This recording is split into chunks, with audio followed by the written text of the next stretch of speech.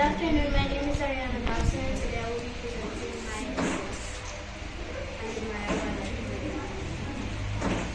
Our Most Treasured Assets by Arihanna Dawson. Fire! Fire! Yells Samantha as she ran towards her home fronting Hattieville forest. Samantha and her family live in a small community of La Democracia, which is in the heart of the Maya Forest Corridor. Samantha was afraid that the fire might scare away the animals because of what she had just learned in school that same day. Representatives from the Wildlife Conservation Community Society visited her school to tell them all about the forest corridor and how it is deemed endangered by illegal hunting and wildfires. They also told them that they can help to protect the corridor by avoiding to light their garbage in the nearby forest. They said that it was important that everyone living in these areas took care of the forest so that the animals, such as white-lipped pecaries, jaguars, and bear tapirs wouldn't go extinct. Samantha was very excited to help to protect the corridor due to the fact that she loves animals and nature, which is why she was so worried when she saw this fire. Upon arriving home, she told her parents about the fire in the corridor. "There are always fires, Sammy," her mom said. Samantha's parents did not care about the fire or the animals it might scare or leave homeless. Samantha tried breathlessly to explain everything that she learned at school to them and show them how they can help to protect the animals just by caring about these fires. "Mommy, we really need to call the fire department." She kept urging and pressuring her parents to care about the animals and the forest. The animals will not be able to move through the corridor if it is destroyed. They won't be able to find food, homes, or even mate if we keep destroying the forest. Finally, her parents decided that they would go see what her commotion was about. The fire was growing bigger, and so they quickly called the fire department and stood outside waiting for the firefighters so that they would be able to put out the fire. While waiting, they saw two boys running out the bushes with a white-lipped peccary. Samantha shouted, "Hey, put that back!" as she ran behind the boys with her parents following behind as the boys made their way home.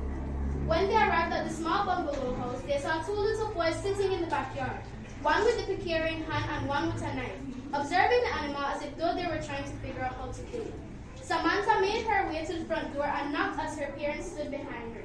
As the door opened, a tall, slender-built, brown-skinned man stood at the door.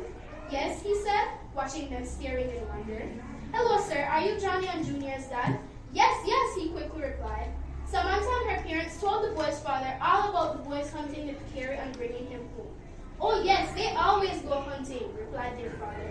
"But they shouldn't hunt them," Samantha exclaimed, as she prepared to inform him about the wildlife corridor as she did with her parents.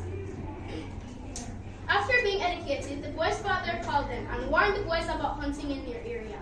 He told the boys to take back the animal to the forest. The boys looked disappointed but obeyed their father and walked slowly back to the forest to return the peccary to its home. As they placed the animal at the edge of the bushes, the peccary ran as soon as its feet touched the prickly grass. As they were walking back home, Samantha and her parents realized how important it was for them to take care of the forest and telling other villagers about it as well. So, they decided that instead of going home, they would go see the village chairman about it. They met with the village chairman and asked him to invite Mr. Sociopath, whom is the director at the Belize Zoo and the Tropical Education Center, to come and have a village educational meeting to educate the people of La Democracia and surrounding villages about the importance of protecting the Maya Forest Corridor. In the week following, the community meeting was held, and surprisingly, people started to care for and protect the forest and its animals. The people in the village also tried their best to tell others about the forest corridor and ways how they can help to protect it. Samantha realized that by sharing about what she learned, helped her community to also be educated, and so that the corridor in their area would be protected by them. But what about the people who travel along the corridor, she thought to herself. Who will tell them about our corridor? She decided that the best way to let passers-by know was to place signs all along the highway. So, she gathered as many of her friends in the village that she could, and they started making signs and placing them along the highway with the help of their parents. It was Samantha's hope that by taking this initiative, that the travelers and visitors along the corridor would eventually join them in their passion about the Maya Wildlife Corridor. Her dream was to inspire others to protect our most treasured assets. Then soon, the animals such as jaguars, tapirs, and very endangered white-lipped pecaries would soon be able to move freely in the corridor without being hunted or their homes being destroyed. Thank you.